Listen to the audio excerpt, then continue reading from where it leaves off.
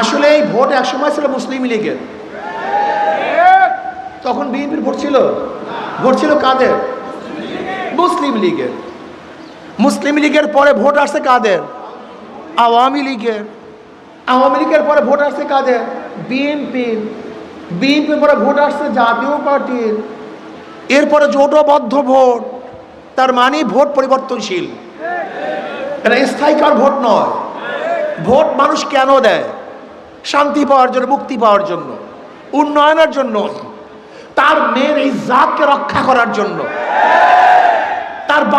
তার বাড়িকে রক্ষা করার জন্য, নিজের জীবনকে রক্ষা করার জন্য, দেশের উন্নয়নের জন্য। ডাকাতি, চুরি, গুন্ডামি, বদমাশের জন্য কেউ কাউকে ভোট দেয় না। স্বামীকে বেঁধে রেখে স্ত্রীকে ধর্ষণ করবেন, এর জন্য মানুষ কাউকে ভোট দেয় না। বগুড়ায় দেখেছেন, প্রস্তাব দিয়েছে বাবার কাছে, আপনার মেয়েকে বিবাহ করতে চাই।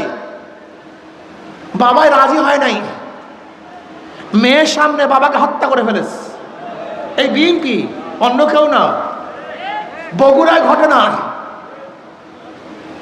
শুধু বিবাহের প্রস্তাবে রাজি না হওয়ার কারণে বাবাকে হত্যা করছে। এই বাবা হত্যা হবে, এর জন্য কেউ কাউকে ভোট দেয় না। তজুমুদ্দিন এই ভোলায়, আপনাদের ভোলায়, আমাদের ভোলায় চাঁদা না দেওয়ার কারণে স্বামীকে বেঁধে রেখে সবার সামনে স্ত্রীকে গণধর্ষণ করেছে, এর জন্য মানুষ কাউকে ভোট দেয় না। ঢাকায় দেখেছেন, চাঁদার জন্য আপুসের মধ্যে, নিজেদের মধ্যে করুণ ধরে নিজের দলের লোকদেরকে পাথর মেরে সবার সামনে হত্যা করেছে।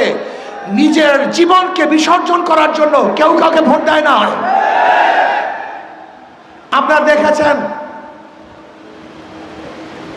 বিএনপি অফিস করছে, 1 বছর পরে ভাড়া চাওয়ার জন্য গেছে, শুধু ভাড়া চাওয়ার জন্য গেছে, এর জন্য মালিককে হত্যা করছে, এর জন্য মানুষকে ভোট দেয় না।